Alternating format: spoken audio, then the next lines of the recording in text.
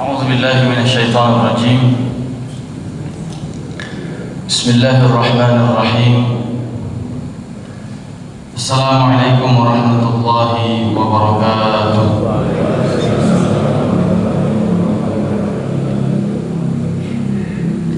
الحمد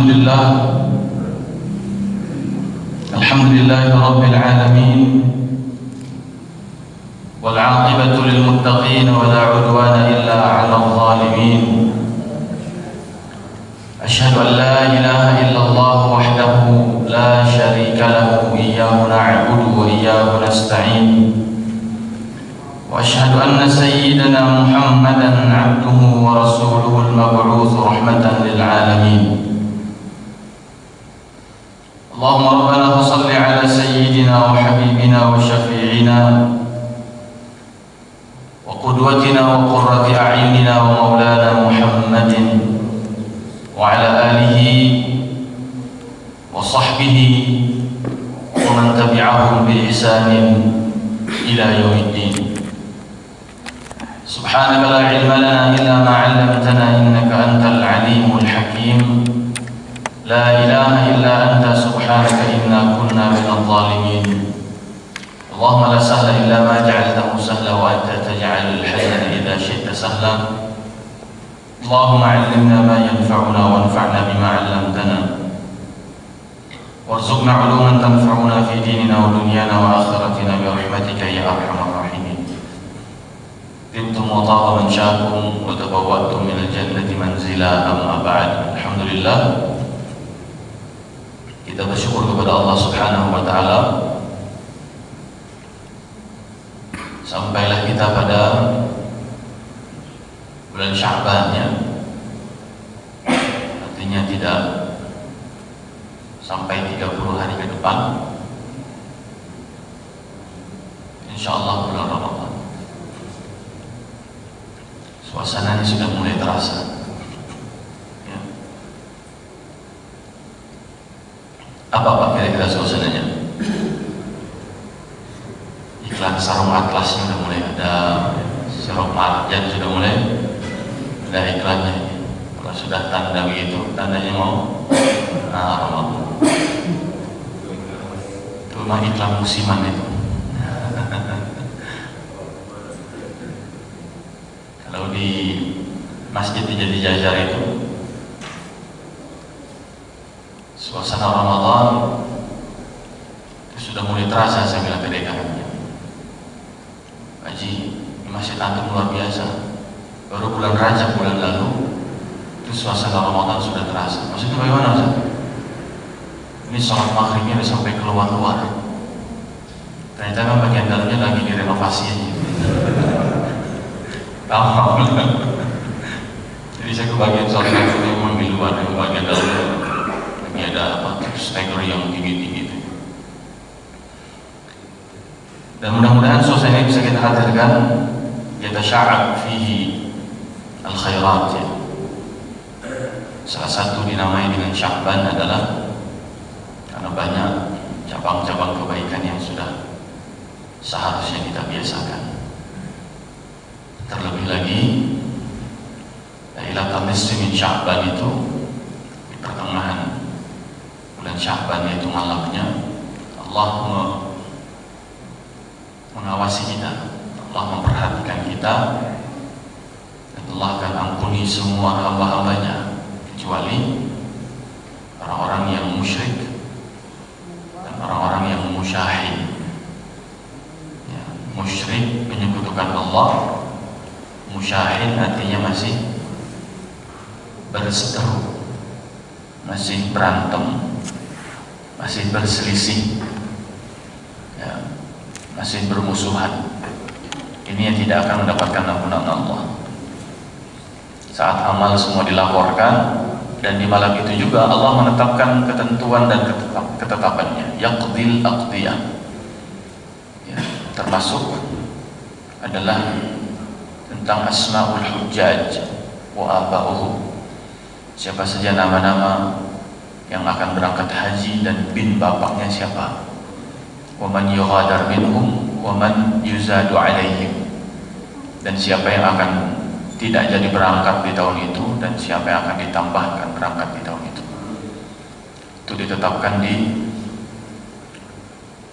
malam atau pertengahan, ya, malam pertengahan bulan Sya'ban. Lantas apa yang membedakan dengan Lailatul Qadar dengan artinya adalah malam di mana Allah juga menentukan takdir.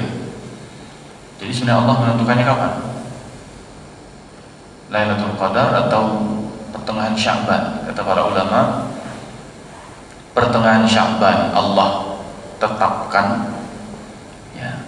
Tetapi di malam Lailatul Qadar lah Allah perintahkan malaikat untuk menuliskan. Jadi namanya bikin undang-undang kayak gitu, Pak. Diketoknya sekarang, nanti disusun kan, terbitnya kapan, gitu. Kira-kira begitu. Ditetapkan pertengahan Sya'ban, dituliskan di malam Lailatul Qadar. Kalau Lailatul Qadar kita disuruh sama Nabi mengincarnya di bilangan malam ganjil 10 hari terakhir. Tapi kalau pertengahan bulan Sya'ban kita tinggal hitung aja, Bang. Kalau Sya'bannya 30 hari, pertengahannya tanggal berapa itu? Ya, kalau Sya'ban 29, pertengahannya tanggal nggak jauh-jauh dari 14, 15, 14, 15. Ya. Kalau Lailatul Qadar dari malam 20 gitu udah siap-siap gitu kan. Ya. Karena malam 20-nya pemerintah, jangan-jangan malam 21-nya Muhammadiyah kan gitu ya. Jadi tiap malam jadi malam ganjil aja itu kalau di bulan terakhir.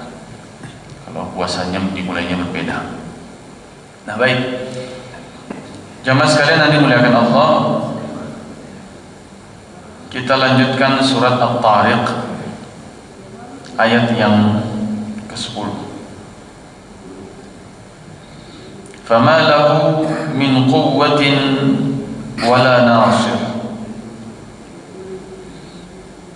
Tidak ada satupun baginya, bagi siapapun di antara kita min quwwah, yaitu kekuatan, nasir yang memberikan pertolongan. Ayat sebelumnya kita diingatkan tentang proses dari mana Allah menciptakan manusia dari air, min ma'in dafiq, yang keluar dari bainis sulbi wat tara'ib. Kemudian innahu ala raj'ihi laqadir, mengembalikannya bagi Allah mudah. Yauma tublas sarair, hari di mana Allah akan tampakkan, ya, dan akan Allah lakukan pengujian, diuji semua as-sarair. Masih ingat tafsirnya amal-amal yang rahasia apa saja? Allah menitipkan 4 amanat amal yang rahasia.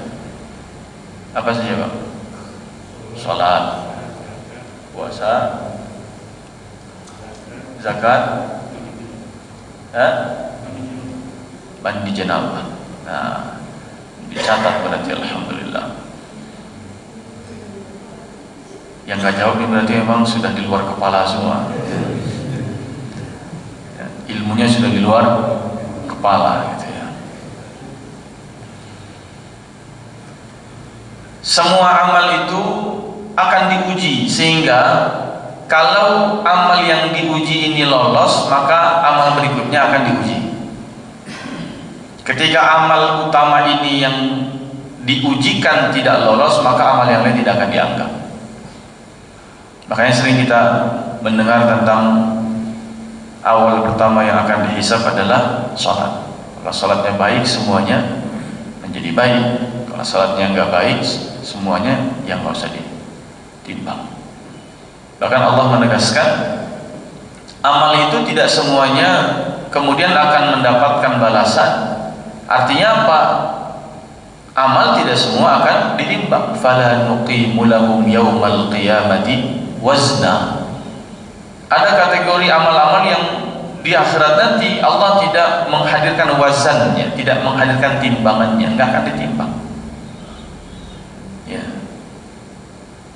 Diperlihatkan iya, summa yunabbi'uhum bima 'amilu yaumal qiyamah, dijelaskan dia berbuat apa, ngapain, sama siapa, di mana, apa perbuatannya, berapa lama dia melakukan, berapa kali dia melakukan, semua yunabbi, dinabakan, diberitakan, disampaikan secara detail. Ya. Bahkan dihadirkan yauma tajidu kullu nafsin ma 'amilat min khairin muhdara wa ma 'amilat min su', amal baik atau amal buruk muhdara, dihadirkan. Tetapi Allah juga mengingatkan bahwa qadimna ila ma 'amilu min 'amalin faj'alnahu haba'an manthura. Ada amal-amal yang ketika dihadirkan kemudian kami jadikan amal itu seperti debu yang ditiup, hilang, tidak berbekas, tidak ada hasilnya, tidak ada pahalanya, ya, maka tidak ditimbang. Nah, yang menentukan tadi apa? Salat, puasa, zakat, mandi janabah. Kenapa haji tidak ada? Karena tidak semua orang mampu haji, Pak. Apalagi dengan kondisi hari ini yang antriannya berapa tahun? Kalau daftar tahun ini berapa lama antrian? Hah? Tergantung ambil apa dulu. Nah, kalau furoda, kalau WNA plus gitu kan. Nah, kalau yang normal berapa tahun? 20 ada 20. Masya Allah, 20 tahun. Ya. Itu mungkin Mekahnya masih ada, tapi Islamic Center Bekasi belum tentu masih ada itu. 20 tahun lagi, subhanallah. Tetapi salat, puasa, zakat itu semua kita pasti bayar, pasti menunaikan, pasti mengerjakan. Zakat fitrah minimal. Masa iya zakat fitrah enggak? Puasa Ramadan masa iya satu hari pun enggak? Kalau enggak ya sudah bayar fidyahnya kan, minimal ada fidyahnya ditunaikan. Salat sebelum mati, salat tetap wajib kan begitu. Mau pakai isyarat, mau tiduran, mau duduk, mau berdiri, mau selonjoran, ya duduk sambil selonjoran boleh, duduk di kursi sambil selonjoran boleh. Ya. Tadi saya ngisi di satu majelis itu angkatan 65, ya, mereka angkatan terakhir yang dilantik sama Soekarno, ada bintang 3, letjen, ada segala macam. Udah sepuh-sepuh, umur 85, 84, paling muda 81, kelahiran tahun 40 sampai 44 yang hadir tadi. Nanyalah seseorang, ya, ada yang pakai tongkat, ada yang pakai kursi roda, ada yang tangannya udah tinggal sebelah doang yang bisa gerak, ada yang kupingnya tinggal sebelah doang yang masih bisa dengar. Oh, macam-macam lah. Saya, ya Allah, nikmat sehat luar biasa ini. Ya. Ada satu mendekat, Ustaz, saya ini kaki saya ada penyumbatan, ada kurang sehat, karena darah balik dari kaki ke atasnya itu tersumbat. Makanya kalau sholat saya nggak bisa kecuali harus duduk di kursi, tapi nanti dipasang lagi tatakan di depan untuk saya bisa selonjoran tapi sambil di kursi. Nah, boleh nggak? Boleh, Pak, silahkan. Duduk iftirash silahkan, duduk tawarruk silahkan. Ya, sholat selama belum mati ya tetap sholat. Tetapi semua itu karena semua kita bisa melakukan dan ada kewajiban yang melekat, mau tidak mampu tetap ada penggantinya. Kalau haji nggak mampu nggak ada pengganti, sudah gugur kewajiban. Ya. Maka semua ini akan dinilai oleh Allah, dan ketahuilah bahwa semua ini adalah bagian daripada rukun Islam, pilarnya. Ya. Pilarnya kuat, itu proyek bisa lanjut. Saya ketika proses bangun pesantren, ketika donatur ngecek itu tembok itu di apa itu ada alat yang cetek gitu ya, itu dites ketebalan coran segala macam, angkanya kalau nggak sesuai ketahuan dimain dan seterusnya. Ternyata hebat juga ada alat begitu. Alhamdulillah kita karena nggak curang sama sekali, ya, lolos, akhirnya bisa lanjut lagi bangun atap. Dicek dulu, kalau sampai temboknya itu coran bermasalah, tiangnya bermasalah, itu nggak akan dilanjutkan ke atap. Karena kalau dilanjutkan ke atap, nanti takut terjadi hal-hal yang tidak diinginkan, roboh lah dan seterusnya. Nah, kalau pilarnya bermasalah, temboknya bermasalah, amal yang lain tidak akan dihitung buat apa? Roboh semua. Ini yaumatul sarair. Kemudian berikutnya Allah ingatkan, famalau min quwwatin, kita nggak ada kekuatan sama sekali. Wala nasir, nggak ada satupun yang bisa menolong kita. Di saat itu amal kitalah yang tanda petik bisa menolong kita. Kalau amalnya tidak menjadi baik, siapa lagi yang bisa menolong kita, jemaah sekalian? Salat bermasalah, ya, tumaninah bermasalah, rukun salatnya bermasalah, kekhusyuannya bermasalah. Padahal Allah mengaitkan orang beriman dalam surat Al-Mu'minun itu langsung dengan orang beriman yang salatnya khusyuk. Kalau mau sukses, mau mendapatkan kemenangan, keselamatan, qad aflahal mu'minun alladzina hum fi salatihim khashi'un. Khusyuk. Syarat pertama, kualifikasi pertama orang beriman yang sukses, yang akan menjadi pewaris surga Firdaus adalah yang khusyuk salat. Ini kualifikasi berat sekali ini, karena kita sholat ini banyak sekali gangguannya, apalagi kalau sholat di rumah, ya. Allahu Akbar, paket lagi ya, macam-macam godaannya. Baru selesai wudhu, kemudian lewat meja makan, tudung saji ketutup, penasaran isinya apa kan, buka dulu mah enak, cicip dulu ya, habis itu nggak selesai minum dulu ya, habis itu handphone nyala, buka WA dulu. Wah, Masya Allah, susah sekali khusyuknya. Kita sholat di masjid pun bukan berarti tanpa godaan. Makanya Nabi itu dalam hadis-hadis yang mengingatkan kita tentang apa? Bantu bukan hanya untuk diri kita khusyuk, tapi teman-teman kita, sahabat-sahabat kita, saudara-saudara kita yang satu jamaah dengan kita di masjid ini sama-sama khusyuk. Contoh, Nabi melarang tidak boleh ke masjid kalau habis makan bawang. Betul nggak? Kan bukan hanya untuk mendapatkan kekhusyukan pribadinya, tapi juga yang di sekitarnya supaya khusyuk. Makanya kalau ke masjid, jangan sampai ketek kanan bawa bawang, ketek kiri bawa bau lengkoas begitu ya. Ini mau bumbu dapur apa gitu. Kemudian juga ke masjid dianjurkan tatayub, berwangi-wangian. Sama sekali lagi juga dengan tadi, jangan sampai mengganggu aroma kita terhadap kekhusyuan saudara kita. Ya. Khudhu zinatakum inda kulli masjid, pakai pakaian terbaik. Sehingga belakang baju koko atau baju kita itu nggak perlu ada tulisan apapun. Kadang-kadang apa yang ada di terpantura ditaruh di belakang baju kita ini, ya. Tulisannya pulang malu tak pulang rindu gitu ya, tunggu jannah. Ya Allah, kalau dulu zaman Dagadu masih ingat nggak Pak, tulisannya macam-macam tuh ya. Zaman Dagadu Jogja itu tulisan di belakangnya itu luar biasa macam-macam. Saya kadang-kadang juga perhatikan ada orang tulisan belakangnya itu tulisannya Pak buronan mertua begitu katanya. Tahanan istri, la ilaha illallah. Ini kaum bapak bu, mohon maaf itu curhatan mereka sudah. Subhanallah. Kemudian juga dengan apa? Kita pakai sarung ini, coba aja cek Pak sarung kita, termasuk sarung saya ini. Ya.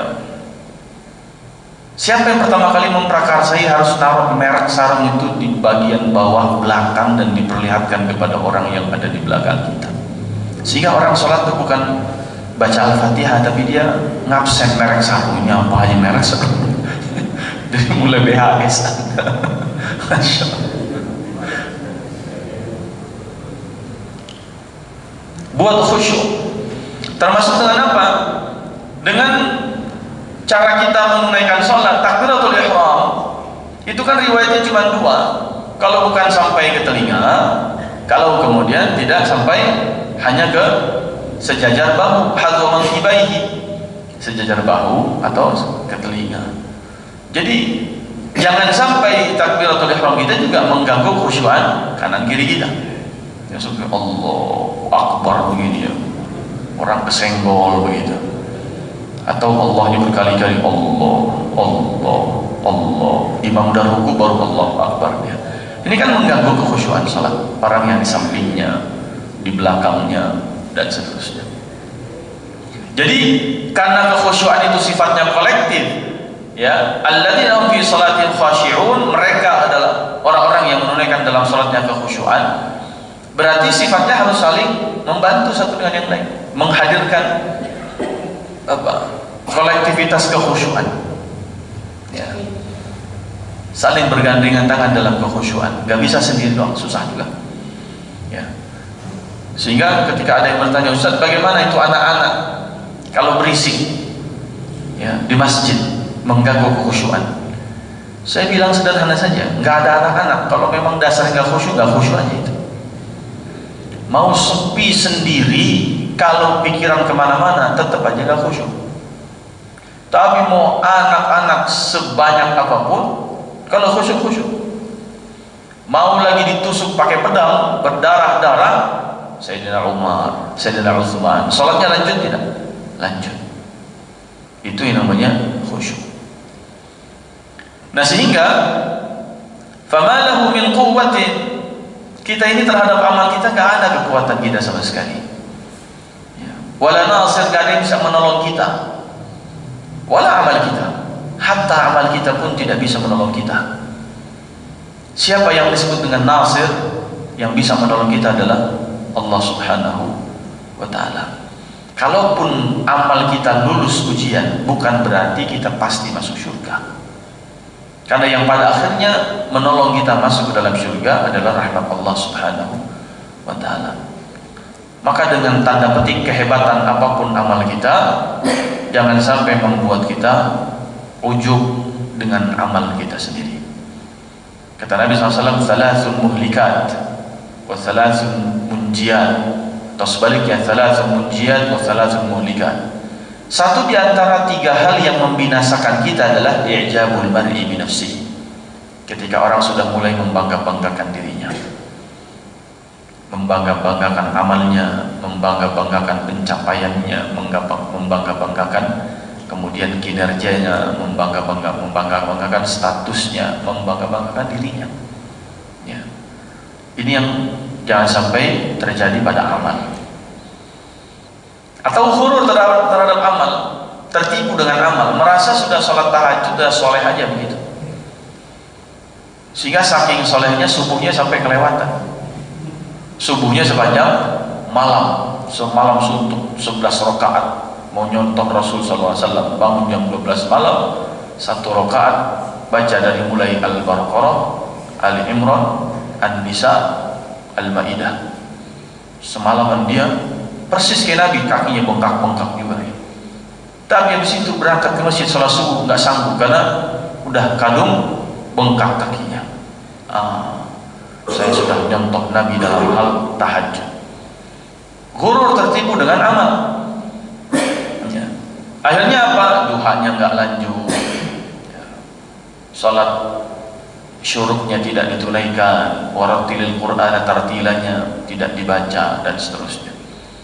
Orang kalau sudah ijabul mar'i, sudah kemudian ghurur terhadap amal, kecenderungannya merasa puas dengan amal, merasa cukup dengan amal, ya. Padahal perintah Allah adalah wa'bud rabbaka hatta ya'tiyakal yaqin. Terus saja mengibadahi Allah sampai datang kepada kita kematian.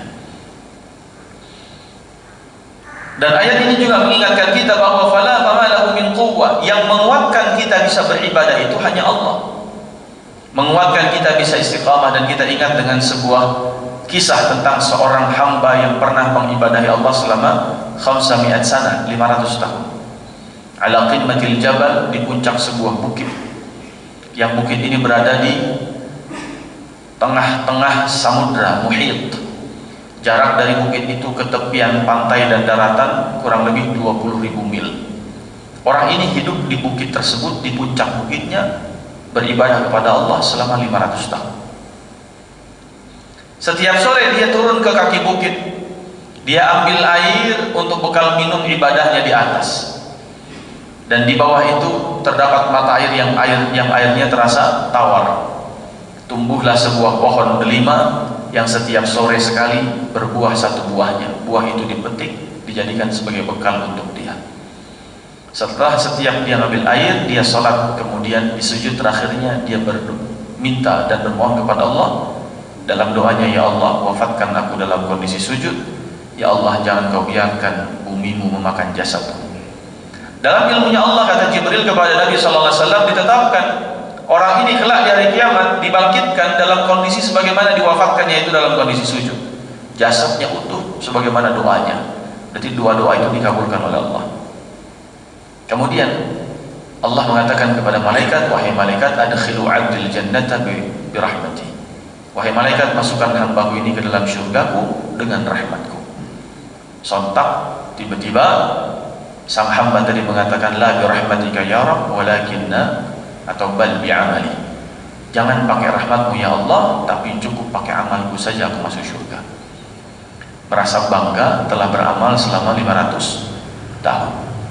Maka kemudian kata Allah, aqimu alaihi wazn, tegakkan untuknya timbangan, hadirkan timbangan. Maka ditimbanglah amalnya yang 500 tahun, ditaruh di satu sisi timbangan. Tiba-tiba timbangan berat luar biasa. Kemudian Allah perintahkan malaikat, ambil satu matanya dan taruh di sisi timbangan yang lainnya. Maka seketika timbangan pun menjadi seimbang. Maka kata Allah, wahai hambaku, amalmu yang 500 tahun impas, sudah aku bayar dengan satu nikmat biji bola mata. Maka kemudian Allah mengatakan kepada malaikatnya, wahai malaikat, masukkan hambaku ini ke dalam neraka. Diseretlah sang hamba ini ketika hendak dilemparkan ke neraka. Maka sang hamba berteriak, ya Rabb adkhilni bi rahmatika la bi amali. Wahai Allah, masukkanlah aku ke dalam syurgamu dengan rahmatmu, bukan dengan amalmu. Seketika Allah mengatakan, rudduhu ilayya, wahai malaikat, kembalikan dia ke hadapanmu. Dihadapkan di hadapan Allah Subhanahu wa taala untuk kedua kalinya, dan Allah bertanya dengan 5 pertanyaan. Pertanyaan pertama luar biasa. Apa kata Allah? Ya abdi, man qawwaka ala ibadati 500 sanah. Siapa yang membuatmu kuat bisa ibadah selama 500 tahun? Bi rahmati am bi amalik, semua karena rahmatku atau karena kehebatan amalmu? Maka kata sang hamba, bi rahmatika ya Rabb, semua karena rahmatmu. Pertanyaan kedua, siapa yang menjadikan di kaki bukit tumbuh pohon delima yang berbuahnya setiap hari satu buah, padahal pohon delima itu berbuahnya setahun sekali dan tidak mungkin ada di daerah yang dekat pantai, dia perlu di tempat yang dataran tinggi. Siapa yang menjadikan itu? Semua karena rahmatku atau karena kehebatan amalmu yang 500 tahun? Maka sang hamba mengatakan, bi rahmatika ya Rabb, semua karena rahmatmu. Pertanyaan ketiga, siapa yang menjadikan air di kaki bukit itu menjadi tawar, sementara air laut sekelilingnya adalah air yang rasanya asin? Gak usah jauh-jauh Pak, kita pergi ke Pulau Seribu, Untung Jawa. Kira-kira air di sana asin tidak? Asin. Ya, asin di sana. Tapi siapa kata Allah yang menjadikan air itu menjadi tawar, sementara air laut sekelilingnya asin? Itu karena kehebatan amalmu atau karena rahmatku, kata Allah. Maka sang hamba mengatakan, karena rahmatmu ya Allah. Kemudian yang keempat, siapa yang menjadikan wafatmu dalam kondisi sujud sebagaimana yang kau mintakan dalam doa? Karena kehebatan amalmu atau karena rahmatku? Sang hamba kembali mengatakan, karena rahmatmu ya Allah. Pertanyaan yang kelima, siapa yang menjadikan jasadmu utuh, tidak dimakan oleh tanah? Karena kehebatan amalmu atau karena rahmatku? Sang hamba mengatakan, karena rahmatmu ya Allah. Maka di akhir hadisnya Allah mengatakan kepada malaikat, adkhilu abdil jannata bi rahmati, masukkan hambaku ini ke dalam syurga dengan rahmatmu. Dan Jibril kemudian mengakhiri ceritanya kepada Nabi SAW dengan mengatakan, ya Muhammad, innamal asya'u bi rahmatillah, sesungguhnya segala sesuatu terjadi semata-mata hanya karena rahmat Allah Subhanahu wa taala. Fama lahu min quwwah, kita ini nggak punya kekuatan apa-apa. Bisa haji, awalnya di Indonesia stroke, pakai kursi roda. Di sana tawafnya lancar, lempar sa'inya kuat, sa'inya luar biasa. ya tanpa kursi roda? Mungkin tidak? Mungkin. Ya. Itu disebut dengan fama lahu min quwwah. Bukan hanya kekuatan fisik, ada kekuatan spiritual di sana. Kalau kita bayang-bayangkan, Pak, bagaimana rasanya manusia sekelas Rasul Sallallahu Alaihi Wasallam itu, bentuk bukti fisiknya beliau kakinya bengkak, ya wajar. Tapi bagaimana bisa kuat khusyuk? Itu sholat 1 rakaat tahajudnya sepanjang itu, kurang lebih 5 juz. Yang saya yakin kalau itu dipraktekkan di Masjid Babul Jannah oleh Ustaz Sirajuddin, ya, Al-Mukarram wal Mutamtam ini, Masya Allah. Ini saya yakin Ustaz Sirajuddin menjadi imam paling tidak favorit sekecamatan Cimanggis nanti. Ya, beliau baca katanya 1 rakaat Al-Baqarah sampai Al-Maidah katanya. Mungkin hanya sisa usap dadanya yang setia dan di belakang beliau. Kita bubar semua. Subhanallah. Jangankan begitu. Ya. Kalau misalnya ada jamaah ini, hari Jumat sudah dibiasakan di sini ya, subuh baca apa? Sajadah sama Al-Insan. Bapak-bapak, subuh kali ini insyaallah rakaat pertama As-Sajadah, rakaat kedua Al-Insan. Itu tiba-tiba betis sudah mulai gemeteran aja itu. Masya Allah, ini lama lagi. Baru 3 halaman. Udah miring kanan, miring kiri gitu kan. Masya Allah. Kalau kami dulu pesantren memang begitu, mas, santri ya, masih santri ya. Kalau udah Jumat pagi, imamnya itu apa kepala bagian Al-Qur'annya dulu. Ya Allah yarham, sudah meninggal dunia beliau. Itu kalau beliau imam Jumat. Nah, kita di kamar mandi ini santri pura-pura ngantri gayung aja gitu. Kalau enggak cari kamar mandi yang ada klosetnya, karena nggak mungkin digedor. Ya, tahu aja gitu. Dan itu trik santri begitu. Cuman kalau di sini kan malu, Pak. Udah punya cucu kan begitu ya. Masa iya lama-lama di kamar mandi, kan nggak mungkin. Akhirnya terpaksa lah berdiri 3 halaman. Tapi bayangkan kalau 5 juz, siapa yang sanggup gitu? Nggak mungkin. Tapi kalau bersanggup, nah itu kekuatan dari siapa? Dari Allah, bukan kekuatan kehebatan kita. Sama sekali bukan. Kita bisa puasa, bisa konsisten istiqamah, tahajud, bisa istiqamah untuk misalnya apa, duha, sedekah dan seterusnya. Itu karena Allah yang menitipkan kekuatan kepada kita. La haula wala quwwata illa billah. Kemudian jangan pernah minta tolong dengan amal kita. Fama lahu min quwwatin wala nasir. Kebanyakan orang minta tolong itu pakai amal kan? Ustaz, apa amalnya? Gitu ya. Seringkali pendekatan pertamanya apa amalnya dulu? Kenapa enggak ke Allahnya dulu? Amalnya ada memang. Ya kita mau mengambil amalnya siapa? Boleh. Amalnya Nabi Yunus, ada caranya Nabi Yunus mendapatkan pertolongan Allah. Ada zikirnya Nabi Ayub dalam rangka menjemput kesembuhan. Ada doanya Nabi Adam dalam rangka mengundang ridha Allah. Ya, ketika dia melakukan doa i'tiraf, mengakui kesalahan. Silakan. Ada doa Nabi Musa. Ya, ketika dalam kondisi punya hajat luar biasa, dia sampaikan doa itu. Tetapi jangan menjadikan itu sebagai penolong kita, yang pada akhirnya ketika kita mendapatkan apa yang kita inginkan, pada akhirnya kita menyandarkan bahwa itu terjadi gara-gara amal. Ini yang salah. Fama lahu min quwwatin wala nasir. Tidak ada satupun yang menolong kecuali Allah Subhanahu wa ta'ala. Wa man nasru illa min indillah. Tidak ada satupun pertolongan kecuali dia datang pasti dari sisi Allah saja. Kalau yang lain hanya apa? Hanya wasilah, hanya perantara, hanya asbab saja. Ada ibu melahirkan, ya ditolong sama dokter, ya. Yang nolong siapa? Bidan, ya. Yang nolong siapa? Suster, dia. Tapi yang memudahkan siapa? Tsummas sabila yassarah, kata Allah dalam surat Abasa. Kemudian Allah dialah yang memudahkan jalan lahirnya. Allah yang mudahkan. Bidan cuma bisa komando saja. Bu, ngeden katanya. Bu, tarik nafas, jangan teriak, kumpulin tenaga. Oh gitu aja kan? Ya. Tetapi yang memudahkan jalan lahirnya siapa? Allah. Tsummas sabila yassarah. Kemudian dalam konteks kita bisa memahami ilmu, ini bukan karena kecerdasan, bukan karena IQ tinggi, bukan karena menyimak, bukan karena konsentrasi, bukan karena khusyuk, bukan. Karena yang memberikan anak Adam ilmu siapa?